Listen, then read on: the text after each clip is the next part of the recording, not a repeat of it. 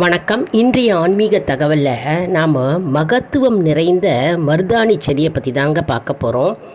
அதாவது எந்தெந்த வீட்டில் மருதாணி செடி இருக்கோ அந்த வீட்டில் துர்சக்திகள் அணுகாது, தீய சக்திகள் கெட்ட சக்திகள் அணுகாது. அதாவது எதிர்மறை ஆற்றல்கள் அந்த வீட்டில் விலகும். மற்றும் மருதாணி செடி மகாலட்சுமியின் அம்சமாகும். அஷ்ட ஐஸ்வர்யம் உண்டாகும். பணத்துக்கு குறைவே இருக்காது. மருதாணி மிகுந்த மகத்துவமான செடிங்க.